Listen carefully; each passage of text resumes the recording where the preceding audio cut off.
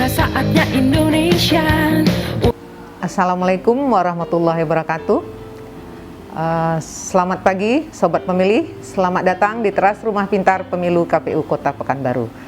Pada pagi hari ini kami kedatangan tamu yang sangat istimewa dari sahabat kami, penyelenggara pemilu di KPU Kota Pekanbaru, itu dari Bawaslu Kota Pekanbaru. Ada sahabat saya Ibu Fitri dari Bawaslu Kota, ada sahabat saya Bu Siti dari Bawaslu Kota. Selamat datang di teras Rumah Pintar Pemilu KPU Kota Pekanbaru. Bagaimana kabarnya Ibu? Sehat? Alhamdulillah sehat. Ya, alhamdulillah. Di tengah pandemi kita masih diberi kesehatan, masih diberi kebahagiaan untuk dapat tetap beraktivitas melaksanakan kegiatan-kegiatan rutin kita di kantor kita masing-masing. Jadi pada pagi hari yang istimewa ini dengan ungu-ungunya ya, Sri Kandi penyelenggara pemilu di Kota Pekanbaru bergabung di Rumah Pintar Pemilu KPU Kota Pekanbaru. Pada pagi hari ini kita akan bincang-bincang ringan ya ibu-ibu ya, ibu-ibu cantik ya dengan busana ungu. Kita akan bincang-bincang ringan bagaimana perempuan Sri Kandi penyelenggara pemilu di KPU Kota Pekanbaru. Perempuan sebagai garda terdepan dalam mensukseskan demokrasi di Kota Pekanbaru. Jadi sebagai perempuan, ini cerita sedikit lah ya saya sebagai perempuan. Sebagai perempuan sebetulnya negara ini sudah menjamin hak kita, emansipasi perempuan yang telah dilaksanakan, yang telah dilakukan oleh Raden Ajeng Kartini pada zaman dahulu. Bagaimana Kartini muda memperjuangkan hak-haknya yang pada masa itu memang perempuan itu tidak boleh mengikuti pendidikan, perempuan hanya di rumah saja.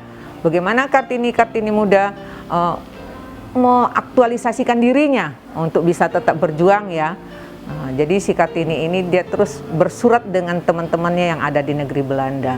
Nah, itulah sampai sekarang yang selalu kita baca dengan bukunya Habis Gelap Terbitlah Terang. Setelah masa kemerdekaan perempuan itu tetap kaum yang dipinggirkan. Undang-undang juga sudah dibuat pemerintah bersama legislatif, sudah dirumuskan di Undang-Undang Pemilu bagaimana perempuan itu dijamin, bahkan di sisi penyelenggara, di sisi untuk legislatifnya juga keterwakilan perempuan 30%. Nah, begitulah undang-undang negara mengakomodir perempuan untuk bisa tetap berkreasi, untuk tetap bisa berbuat di negeri tercinta ini. Jadi pada pagi hari ini sebagai penyelenggara pemilu dari Bawaslu dan saya sendiri sebagai perempuan di KPU Kota Pekanbaru, sebagai penyelenggara pemilu, kita adalah garda terdepan dalam menyukseskan pemilihan umum atau demokrasi di Kota Pekanbaru. Karena kita tahu semua bagaimana kalau sudah terjadi tahapan pemilu atau tahapan pilkada yang sangat padat, yang menurut orang-orang itu biasanya pekerjaan laki-laki. Karena pekerjaannya itu terkadang memang sampai malam, tidak mengingat waktu, karena memang kita dalam tahapan. Tapi kenyataannya ternyata perempuan-perempuan hebat yang ada di penyelenggara pemilu mampu melaksanakan itu. Nah, jadi mungkin saya akan bertanya dulu ya sama Bu Fitri ya. Ini adalah Bu Fitri dari Bawaslu Kota Pekanbaru. Beliau juga mantan dari Bawaslu Provinsi Riau yang memang sudah lalang melintang ya di dunia penyelenggaraan pemilu. Bagaimana pendapat Ibu tentang keterlibatan perempuan di penyelenggaraan pemilu untuk menegakkan demokrasi di Kota Pekanbaru? Terima kasih Bu Eli. Saya pikir keterlibatan perempuan dalam penyelenggara pemilu itu sangat penting gitu ya untuk ya memajukan demokrasi, termasuk juga untuk memperkuat keberadaan perempuan gitu. Bahwa perempuan tidak hanya menjadi objek tetapi subjek gitu. Keterlibatan perempuan dalam penyelenggara saya pikir ini akan mendorong perempuan untuk meningkatkan kapasitasnya, kemudian untuk ya berperan aktif lah dalam menyukseskan berbagai kegiatan politik. Perempuan juga harus mampu mengawal proses demokrasi ini berjalan dengan baik gitu ya, berintegritas.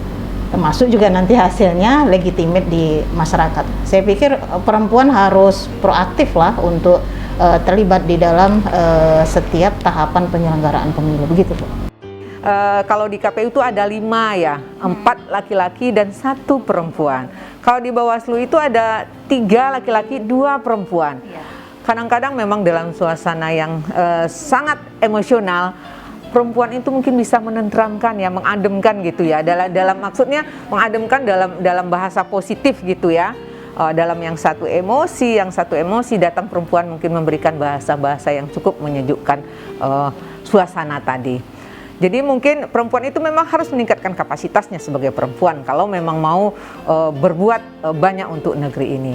Sekarang mungkin ke Ibu Siti ya, sebagai perempuan bagaimana pandangan Ibu terhadap, tadi Bu Fitri sudah dari sisi penyelenggara, sekarang dari sisi calonnya sendiri, bagaimana kita sebagai penyelenggara mendorong supaya memang calon-calon perempuan yang dicalonkan oleh partai politik itu memang bisa mewakilkan 30% perempuan di legislatif tersebut. Bagaimana pendapat Ibu? Ya, saya pikir ketika kita berbicara tentang perempuan untuk masuk di ruang publik, harus dari perempuannya sendiri dulu, mau apa tidak dia masuk di ruang publik itu. Ketika dia mau masuk di ruang publik itu, dia juga harus punya kapasitas yang dia punya agar mampu bersaing di ruang publik tersebut. Ketika perempuan sendiri tidak memiliki kapasitas, bagaimana dia bisa menunjukkan dan mendukung perempuan-perempuan lain bahwa perempuan itu bisa loh di ruang publik, kan gitu. Ketika dia mau, ya harus dianya dulu yang mau ke ruang publik itu. Saya pikir itu, Bu. Iya. Jadi sebagai perempuan, kalau memang iya Bu ya, kalau memang mau hadir di ruang publik, memang kita harus meningkatkan kapasitas. Tentu memang perempuan yang punya kapasitas yang akan berbuat seperti itu. Jadi sebagai perempuan, kita mau baik itu dari sebagai penyelenggara, baik itu memang sebagai calon yang akan didukung oleh masyarakat, kita memang terlebih dahulu harus merefleksikan diri kita bahwa kita memang mampu untuk berbuat itu. Bagaimana perempuan itu bisa menembus, karena ini yang kita lihat bersama ya. Kalau dari sisi kebijakan pemerintah sudah menjamin 30% keterwakilan perempuan, baik itu di partai politik, baik itu di penyelenggara, maupun di hal-hal lainnya. Gender itu memang suatu isu yang sudah booming ya di saat ini ya. Tapi di satu sisi, sangat sedikit sekali perempuan itu yang duduk di tatanan kebijakan.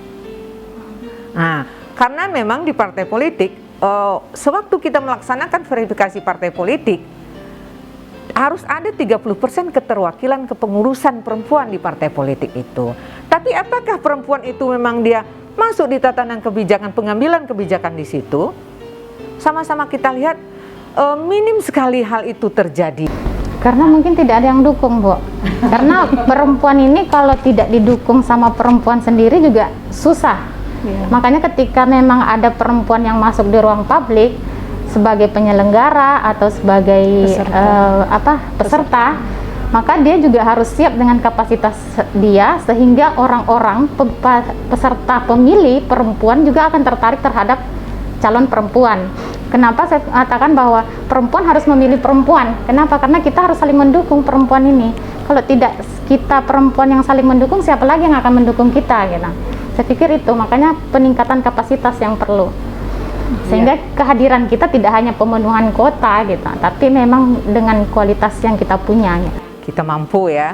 Jadi memang benar perempuan sendiri, kita harus sebagai perempuan, kita memang harus menunjukkan dulu siapa kita.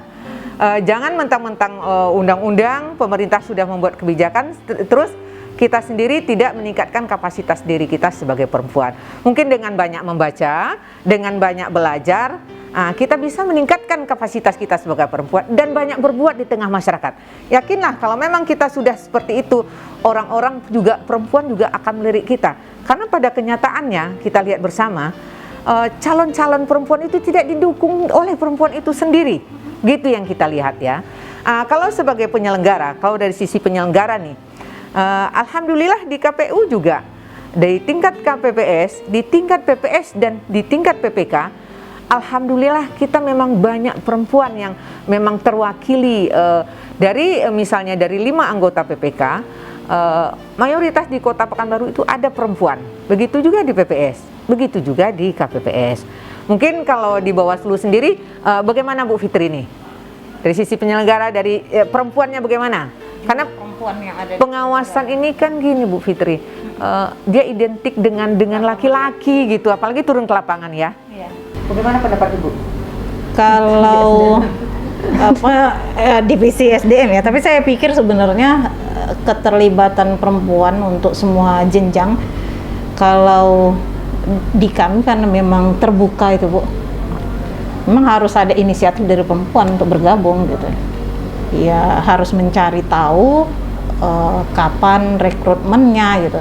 Kalau kemarin memang tidak keseluruhan kecamatan ya Bu ya. Mungkin nanti lebih lengkap Bu Siti namanya divisi organisasi dan SDM. Jadi dari 12 kecamatan di kita hanya 4 kecamatan gitu. Dan 4 perempuan. Iya, yang ada perempuannya gitu. Sekali ya. Kita 12 kecamatan ya. Iya. Padahal kalau pengalaman saya ya, ada di pengawas pemilu itu ya sangat menarik, tertantang, kita fleksibel kerjanya gitu, sangat dinamis. Jadi itu memang harus ke lapangan gitu ya, kemudian bersinggungan dengan masyarakat secara langsung. Identifikasi masalahnya itu tidak hanya dari sisi administrasi, tapi kita memang menemukan langsung di lapangan.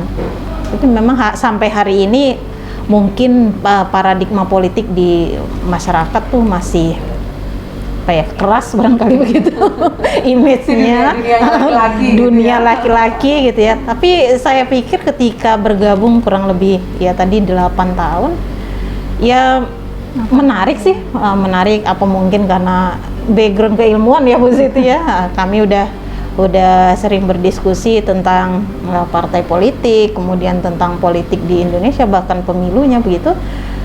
Ketika berpraktek di lapangan, ya ini sangat mensupport ilmu yang selama ini sudah kita gali gitu. Saya pikir kedepannya memang perempuan-perempuan harus terlibat langsung sehingga mengetahui secara langsung permasalahan di lapangan terkait keberadaan perempuan gitu.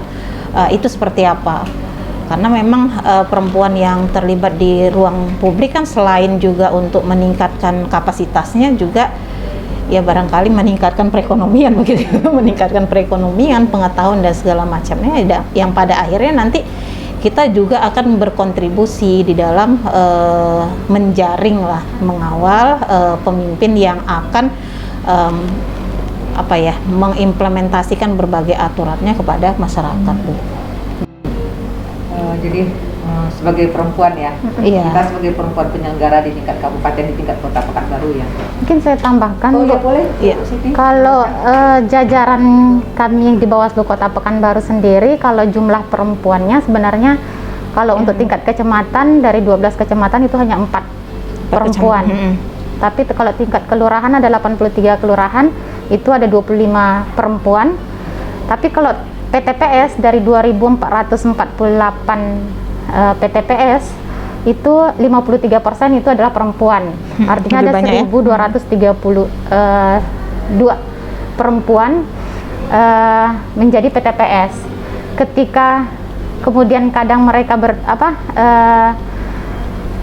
kita berdiskusi sama PTPS, mereka mengatakan kenapa lebih memilih PTPS daripada menjadi pengawas kecamatan atau pengawas kelurahan. Karena mereka menganggap bahwa jadi PTPS itu kerjanya hanya 1 bulan.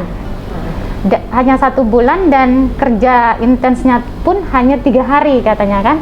Jadi lebih lapang untuk kerja kami yang domestik. Jadi perempuan ini memang lebih banyak berpikir ketika dia memang bergabung ke sebagai penyelenggara yang memang kerjanya padat. Apalagi harus meninggalkan tugas-tugasnya yang domestik, jadi lebih banyak berpikir. Tapi ketika mereka jadi PTPS, katanya 3 hari kan masih bisa kita minta tolong kepada suami atau kerabat untuk urusan domestik. Itu alasan mereka ketika kita diskusi kenapa lebih memilih PTPS, karena kalau PTPS jajaran kita lebih banyak, 53%. Ya, alhamdulillah memang berarti 50%, nggak 30% lagi ya, sampai 50%. 53% kalau PTPS. Jadi untuk Kota Pekanbaru sendiri, kita sudah melaksanakan pemilu ya pada 2019 yang lalu. alhamdulillah di tingkat penyelenggaraan baik itu Bawaslu dan KPU, perempuan itu memang menjadi di posisi kunci dia. Karena saya sudah merasakan, saya pribadi sudah merasakan sekali waktu terjadinya pemilu dengan panasnya suasana, mungkin dengan adanya masalah di suatu kecamatan, ada kekurangan suara di kelurahan yang lain, sementara kita sebagai perempuan bisa menenangkan suasana, bisa mendinginkan suasana yang panas tersebut. Baik itu dengan pasangan, dengan calon-calon legislatif mungkin, dengan partai politik mungkin, bahkan dengan masyarakat sendiri yang mungkin sedang marah-marahnya, tiba kita si perempuan yang sebagai memberikan semacam apalah ya, pengarahan tentang mengapa hal ini terjadi, sepertinya mungkin mereka bisa terima, karena perempuan itu punya cara untuk berbicara supaya bagaimana meredam emosi ya. Nah, baik itu. Pimpinan perempuan kan Beda ya, kayak kepemimpinan perempuan itu kan beda gitu ya. Tidak dengan emosi ya. Mungkin kata orang tidak juga dengan perasaan. Karena saya juga di sini sudah mencoba, kita juga tidak terbawa perasaan. Kita tetap dengan logika bekerja di sini. Jadi sebagai perempuan, jadi mungkin seru kayaknya nih ya perempuan ini. Bagaimana kita sebagai Sri Kandi penyelenggara di Pekanbaru untuk menghadapi pemilu yang akan datang. Ini pemilu serentak nih ya, cukup berat nih memang. Tapi bagi penyelenggara nggak ada yang berat ini. Ya Bu Fit ya, Bu Siti ya. Kita siap untuk menyukseskan nanti pemilu serentak di tahun 2024 nanti.